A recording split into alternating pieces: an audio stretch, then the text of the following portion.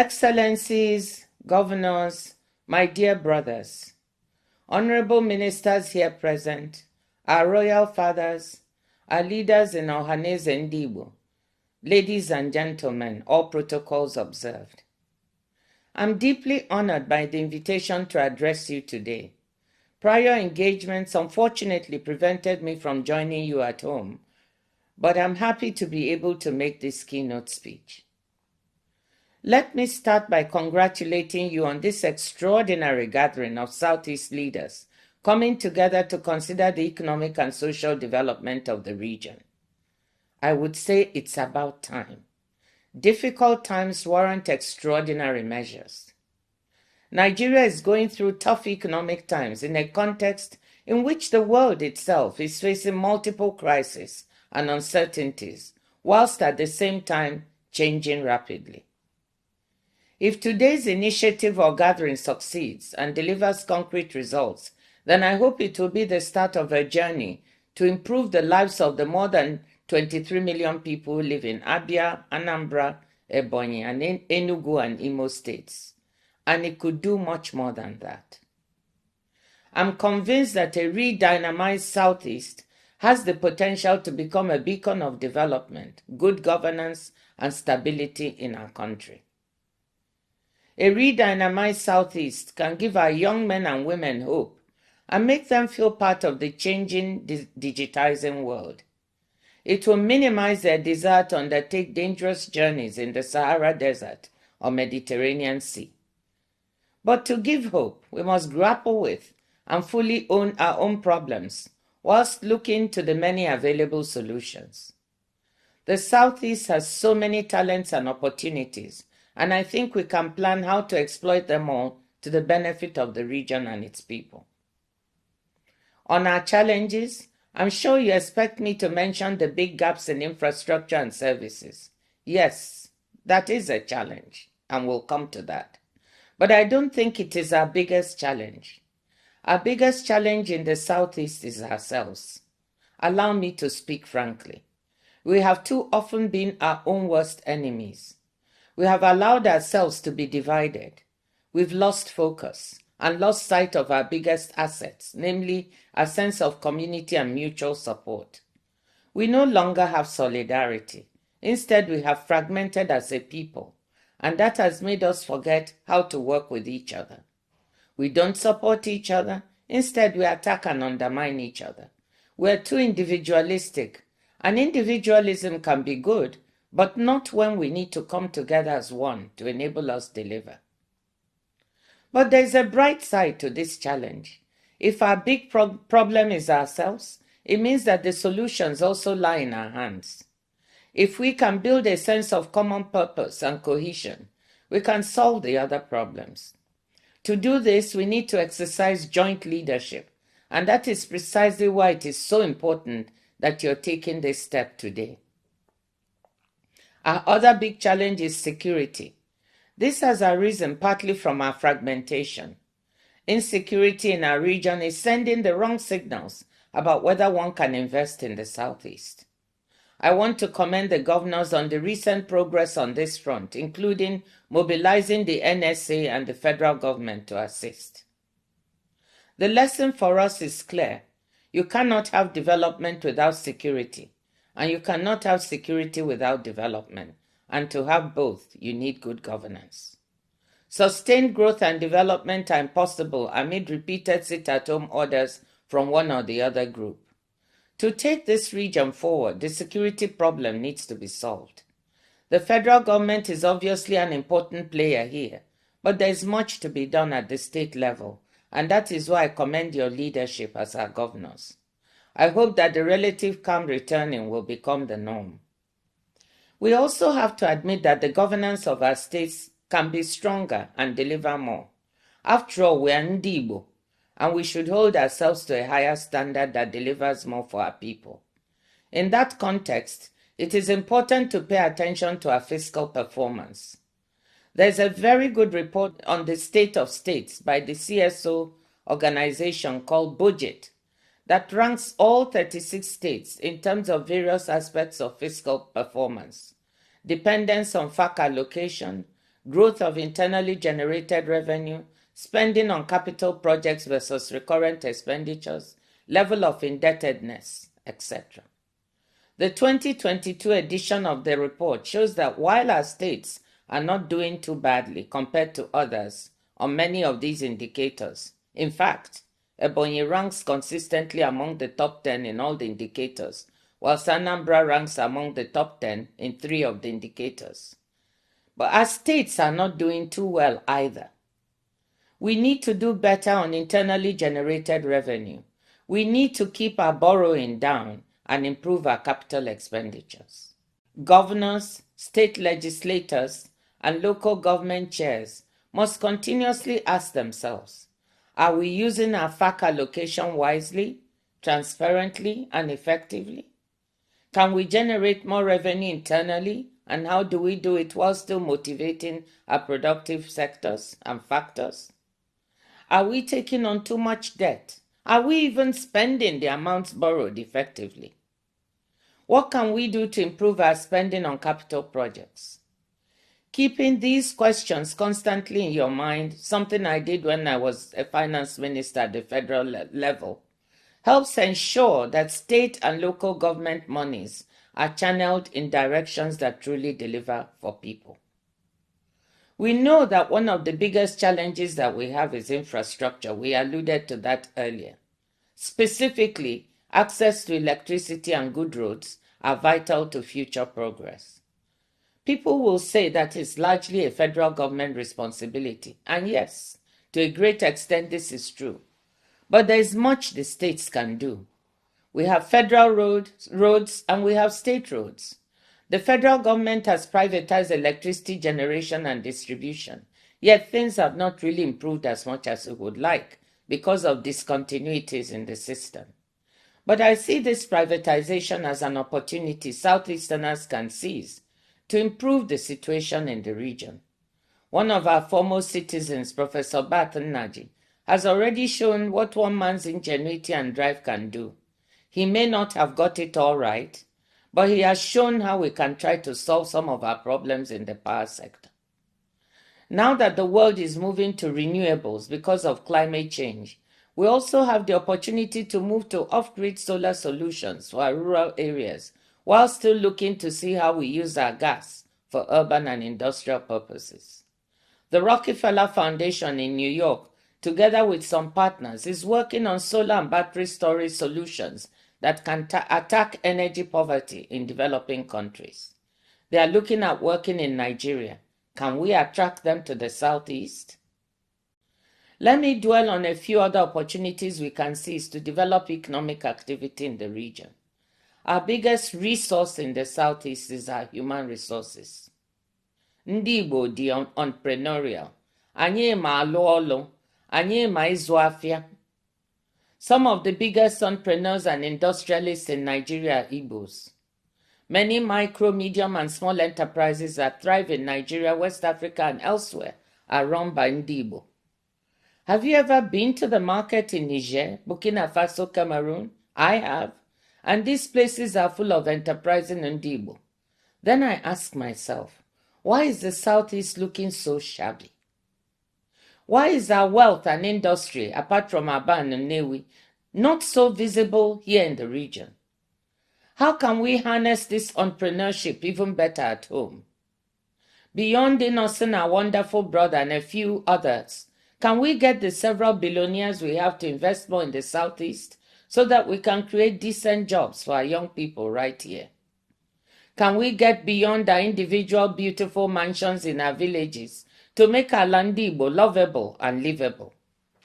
How can we have an apprenticeship model that a scholar recently described as, quote, the largest business incubator platform in the world, with apprentices emerging with skills, experience, and also startup capital, close quote, and still see our young people desperate on the streets of Onitsha, Lagos, and every small and large city in between?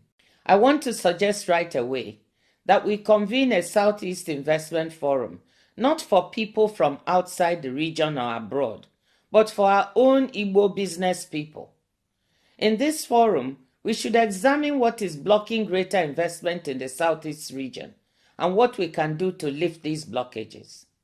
Only after this should we do a Southeast Investment Forum where we can attract outside foreign investors. Let me use this occasion to also let you know that yes, there are investors that can be attracted. This is a very important moment in the world where investors abroad are seeking to diversify their supply chains due to the vulnerabilities they've seen as a result of the pandemic and the war in Ukraine and the ravages of climate change. Certain supply chains are being considered. Pharmaceuticals, for example, fertilizer, labor-intensive industries, and yes, technology. The question for us in the Southeast is, can we attract any of this supply chain diversification? Technology is where the world is moving to. Artificial intelligence is what the world is talking about now, and it is exploding. We already have so many of our young Southeasterners involved, from fintech to electric motorcycles. From where I sit at the WTO, we can see that technology and digital are critical. The fastest growing segment of trade is digital trade, especially digitally driven services trade. When I talk about digitally driven services trade, this means anything from streaming music and movie services to delivering accounting and backup medical services. Digitally delivered services trade is growing at 8% per annum compared to 5.6% for goods trade. We have the human resources, the trained professionals to benefit from digitally delivered services trade. We also have the creative industries, film and music, centered in Onitsha and elsewhere, that can become part of this trade. What we need is to build a digital backbone in the state, either through cable or satellite, to provide the appropriate digital infrastructure. This kind of investment is better done at scale. So I hope, Excellencies, that you can get together to figure out who to approach and how the supportive policies can be implemented to attract this kind of digital infrastructure investment.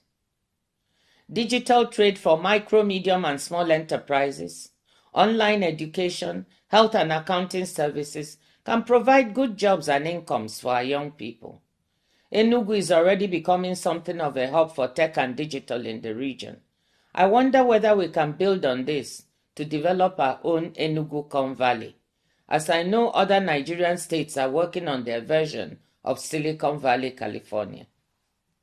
Regarding pharmaceutical supply chains, the Federal Minister of Health, Dr. Mohammed Pate, is working on this to attract this supply chain to Nigeria. I suggest that as a region you approach him to see if you can work together to attract vaccines, therapeutics, or diagnostics manufacturing facilities here to the Southeast.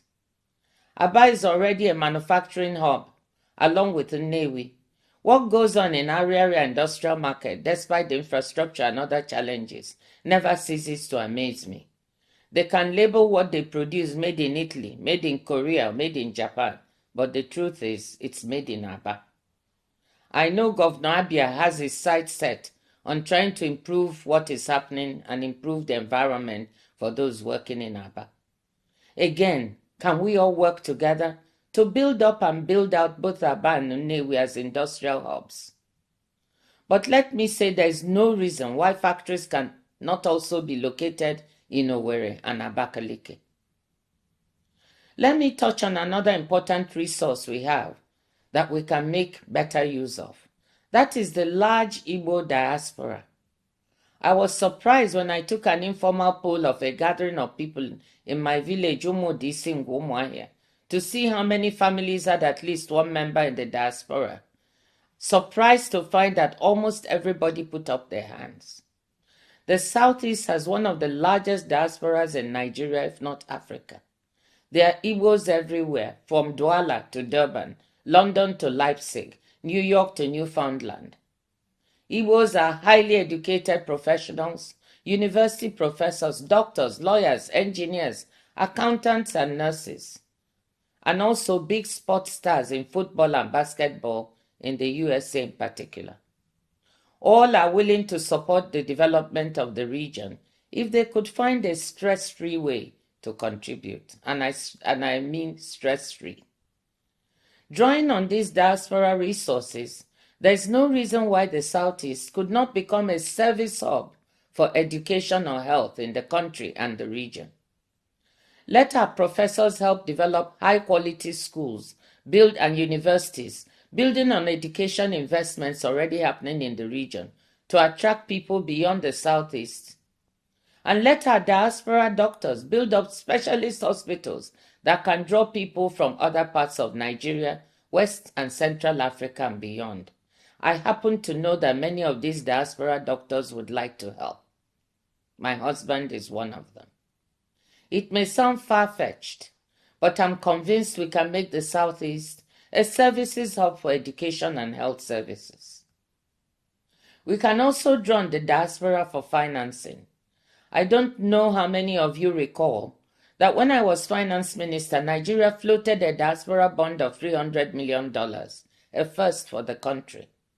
Drawing on the resources of our diaspora, though we also opened up the bond to other investors, we were able to attract hundreds of millions of dollars. Now, the World Bank has recorded almost $21 billion in remittance flows to Nigeria in 2022, about the largest remittance flows in Africa. A significant portion of this must come from Southeasterners abroad. Most of this comes in to support consumption and some forms of investment at home. I'm sure the Southeast governors coming together can do some financial engineering and find a way to float a Southeast diaspora bond or fund to capture some of these flows and channel them towards financing some of these development priorities. I know that support from the federal government Ministry of Finance will be needed. It seems to me that we can pitch this to the incoming team. They seem to be open to fresh ideas, so why don't we try to muster their support? You will notice that I have not dwelt on agriculture or natural resources. This is because that is where we always go first when we are talking about opportunities in the region, forgetting all the other possibilities that I've just spoken about. But I have not forgotten that we have big opportunities in agriculture, oil and gas, and some other minerals, some of which may now be in demand as the world seeks to decarbonize and get to net zero carbon emissions in 2050. But again, to fully make use of this, value-added investments in these areas will need hassle-free bureaucracy and appropriate investment environments. Before I conclude, let me say that many of these opportunities that I mentioned will not prove as attractive if the macroeconomic environment in the country is unstable. Low growth, high inflation, the depreciating naira, and exchange rate volatility make for daunting challenges. The federal government will have to get a handle on overall macroeconomic management for the country to attract both domestic and foreign investment and for the country to grow. They insist they are working on this, and I hope we can see stability soon. In the meantime, Southeast governors must work on the elements they can control, many of them listed above. Excellencies, ladies and gentlemen, let me conclude by saying that I'm optimistic. Yes, I'm optimistic for the Southeast. Your coming together at this time is a great sign. Our youth and women are vibrant. They are ready to work. They are just waiting for a truly committed leadership. We have what it takes in the Southeast. Let us just get on and do it. Igbo kwenu, kwezuenu.